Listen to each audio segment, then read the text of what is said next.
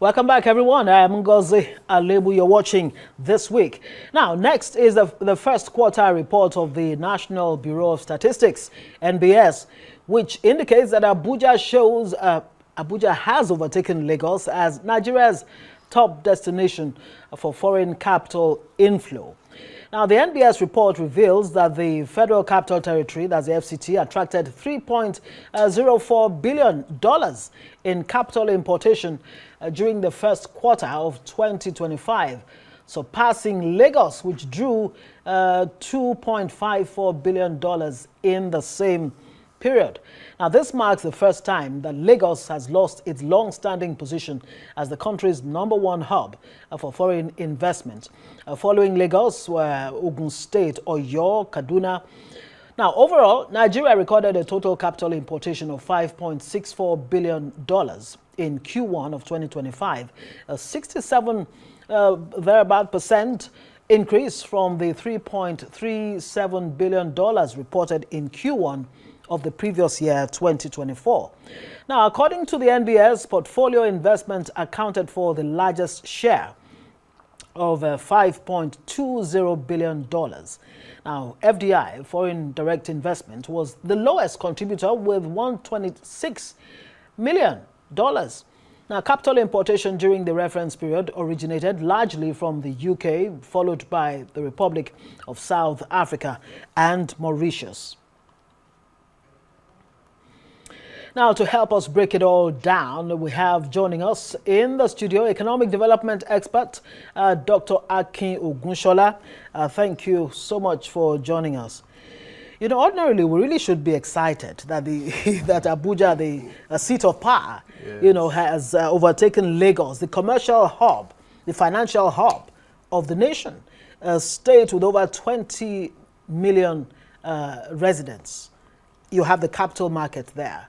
And all of these factors, all of these advantages or edges that Lagos has over Abuja. And yet you have this situation. What exactly is, what factors are contributing to this? All right, thank you for having me on this program. I think when I also saw the report, I got a little excited. But when I dig deep, into that report, I saw that Abuja there is just a matter of, will I say, nomenclature, because the Central Bank of Nigeria is domiciled in Abuja. Right. And the Central Bank is not owned by Abuja, it's owned by Nigeria. Mm-hmm. Mm-hmm. So because the Central Bank is in Abuja, they now said, okay, Abuja has now gotten more money.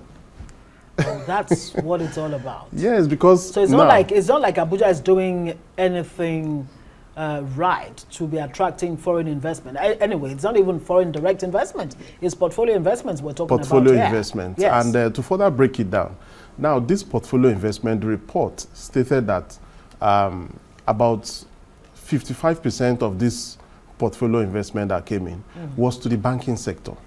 Right. So the banking sector, we all know, has been given a mandate to recapitalize their capital. And in fact, digging deep into the report from the research I did, Standard Chartered Bank and Stanbic IBTC were the two banks that raised over $5 billion from the total money that came in. Wow. Because these funds, you saw, okay, you mentioned that majority of those funds came in from the UK. Yes. And Standard Chartered Bank is actually listed on the London Stock Exchange.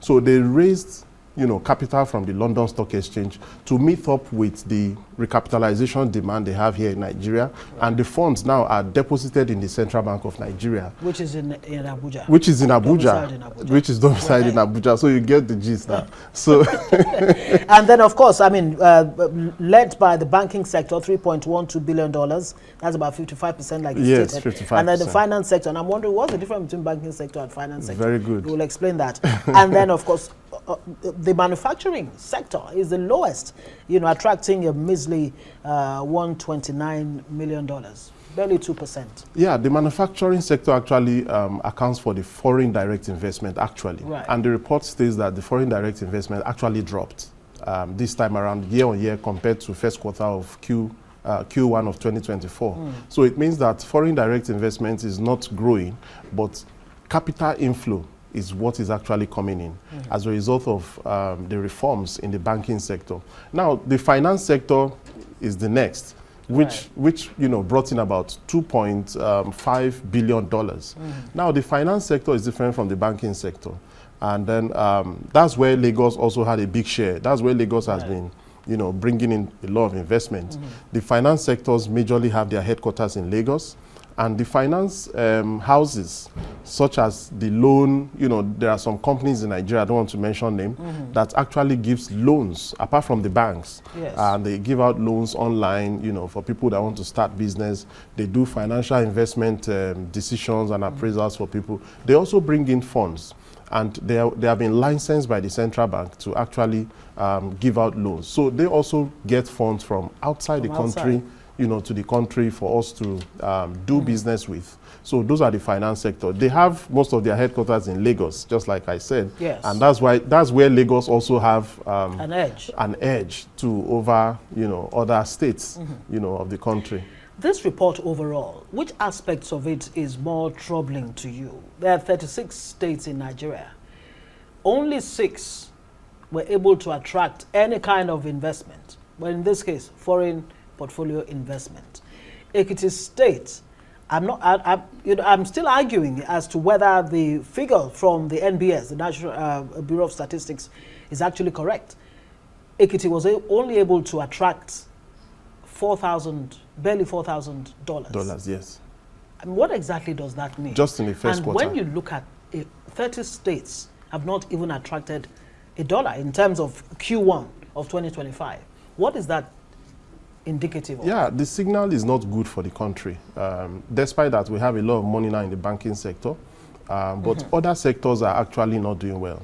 So we cannot say because the banking sector is, bringing in capital inflow into the country, we begin to say, oh, capital inflow has increased. The way the news actually picked it, that it has increased year on year, Q1 2024 and Q1 2025, we have over 60% increase.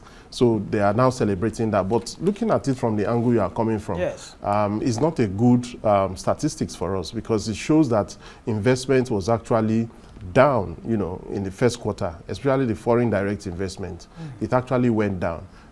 Only states that are industrialized, like the Lagos, the Ogun, the Oyo, you see they follow each other in the map, from the border, from Lagos. Within the same axis. Within the same axis, the southwest. Contiguous of each other, Many of these investors are actually still not comfortable with our policies in Nigeria. That's why we've not seen a lot of this investment. Why they are now choosing to invest in the banking sector? Because Central Bank of Nigeria has given, a guarantee, a cover for the banking sector to thrive in that sector, and they are well regulated.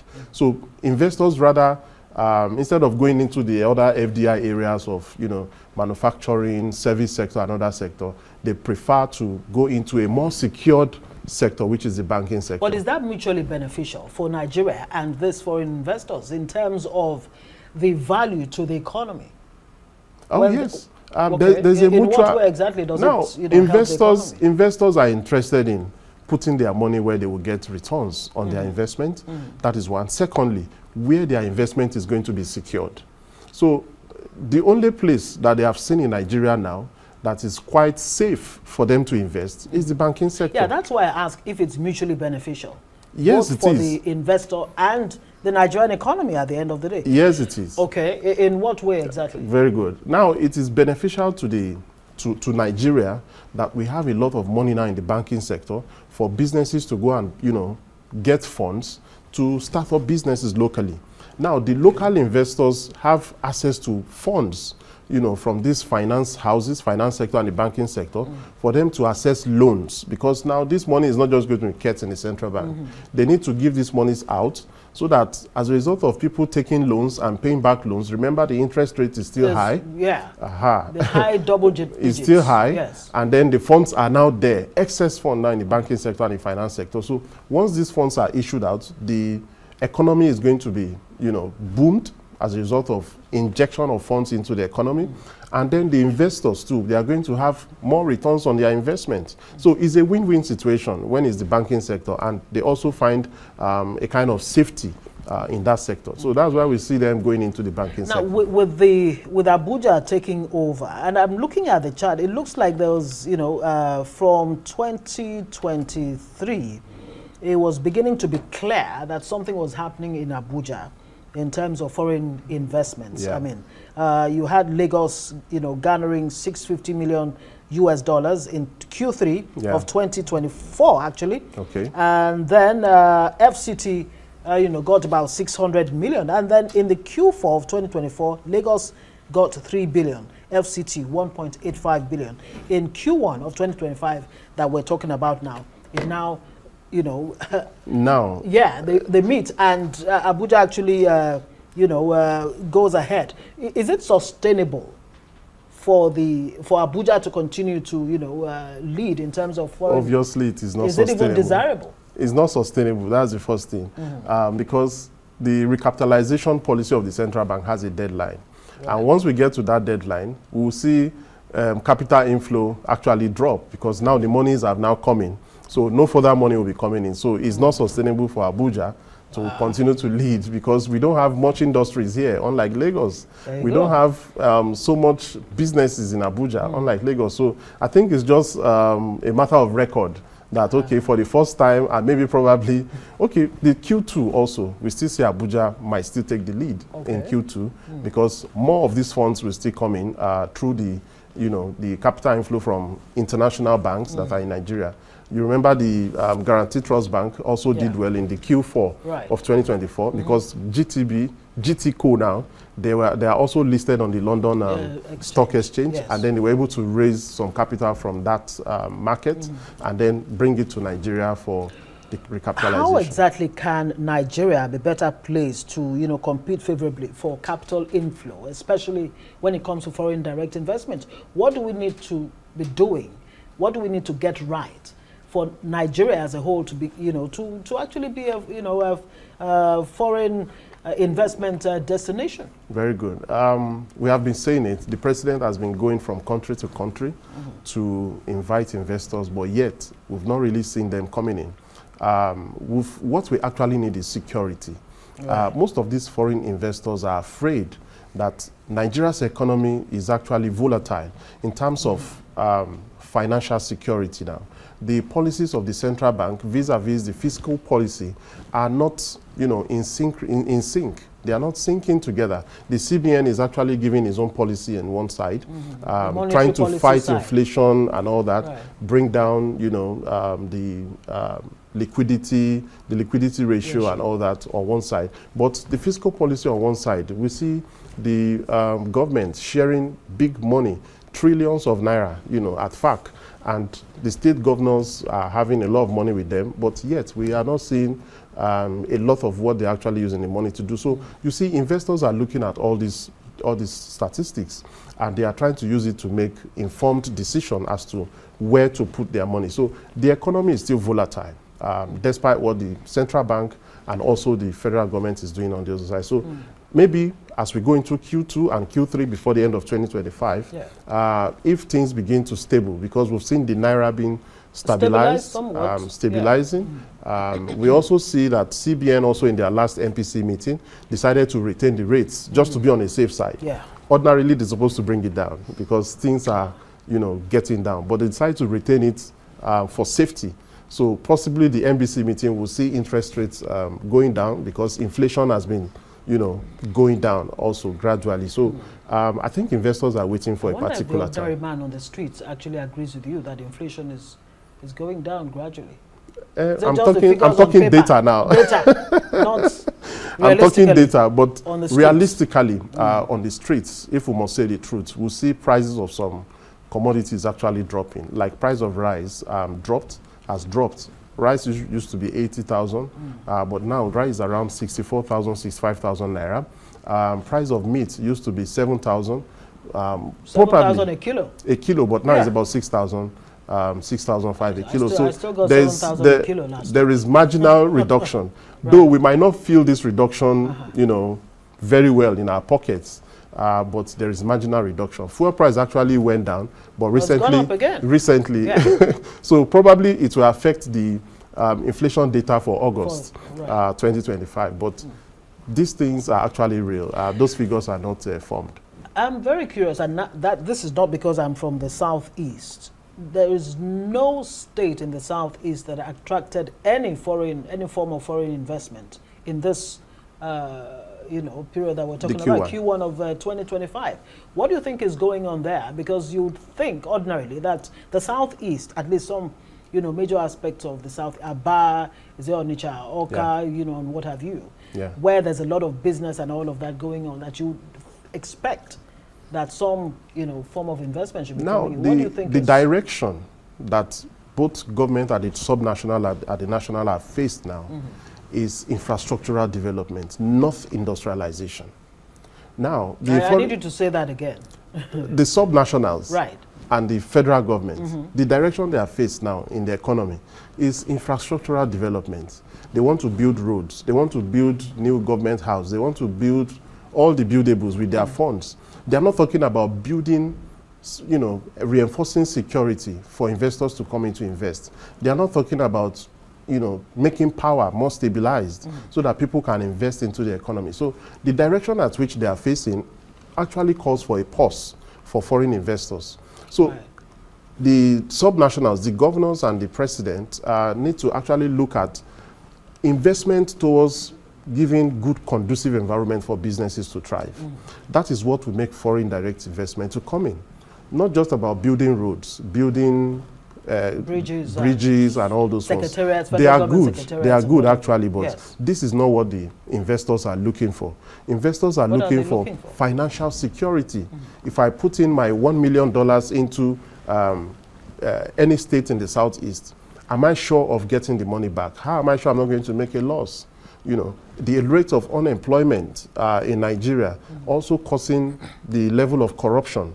We have done research to see that there is actually a nexus between unemployment and corruption in Nigeria. And Mr. President is also looking at corruption from that angle. He said, fight against corruption is putting food on people's table. Right, and then you fight it organically. Yes. Fight it organically. But we've not really seen that happening. How many jobs has this government actually created, even in the first quarter of 2025? Do we have that data? How many jobs have been created? So these are the things that the investors look at, not just about building roads and building bridges.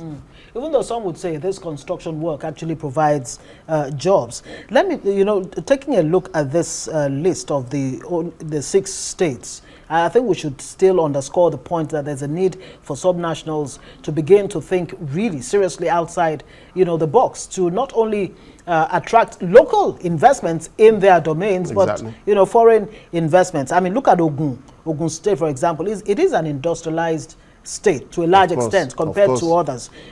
Could only rake in about $7.95 million. Oyo made some $781 million. Kaduna in the northwest, $4 million. Yes. Kano, that's the industrial hub, the economic heartbeat of the north, could only rake in $117,000. Kano, not in the millions. Kano is having some problems. $4,000. Kano is having some problems. You see, Nigeria has the numbers for consumption, not for production. And that's why Mr. Peter Obi has been saying we need to move from consumption to production. Now, when we are able to move from consumption to production, then we can begin to see foreign direct investments coming. Now, what are they producing in Kano? Look at the level of insecurity in Kano. Kidnapping, banditry, and all those activities. Those news will not allow foreign direct investors to come in. Also, Kano State, even the local businessmen in Kano State, they want to even diversify their portfolio, out of the consumer goods that is actually selling in Kano. They want to diversify into some form of, industrial goods. Kano used to be known for the textile. Yes, those are part of consumer goods. But where is the textile today? They are nowhere to be found. So that's the issue. That's why foreign direct investment is actually dropping. Now, the subnationals, they are saddled with the responsibility to give foreign investors the confidence to come and do business in their states. One good area, I can tell you that all these subnationals have not taken advantage of, is tourism. Tourism can actually bring in a lot of money for them, but many of them are not investing in tourism at all. Tourism is zero, and probably because of insecurity that they are facing, it's making them not to look towards that side. But the states in the south that have corridors, with the ocean, they need to look at tourism. The Cross River State, the Akwa Ibom, the rivers. There was a strong attempt on the part of Cross River State, but that is now history. I can tell you that affected their FDI also. Definitely, definitely. And of course, Ekiti State, that's the list here, $4,000, has a lot of tourists, sites that it could take advantage of. Yeah. Where's Ikogosi? Is it Ekiti or Ondo? Ikogosi is Ekiti. Yes. There you go. Ekiti. There you go. You have Osun Osogbo Festival in Osun State, but Osun doesn't even feature on this list. So, and like you said, tourism is a major, but it's a chicken and egg situation. What do you fix first? Do you fix insecurity for foreigners and even citizens themselves, to visit these places? Or do you, beef up your tourism sector in a way that will check insecurity? Because, like they say, the people who are engaged in terrorizing the, non-state actors, you give them jobs, you occupy them positively in a way that they see themselves as stakeholders in the Nigerian project. Of course. And that tourism is a very good avenue to create jobs quickly.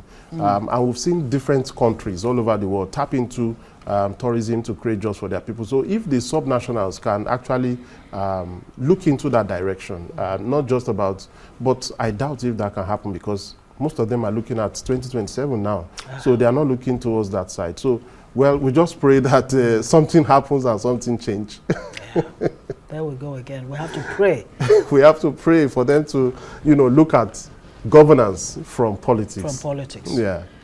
Thank you so much, Dr. Akin Ogunsola is economist and tax consultant. I wish we had even talked about tax a bit as revenue earner. That also affects FDI as well. It does. Yeah. Thank you so much for joining us this week. It's a pleasure. That's the much we can take on this edition of This Week Today. Thanks to our production team here in Abuja, Lagos, and London. Do join us same time next week for another exciting edition. I am Ngozi Alebu.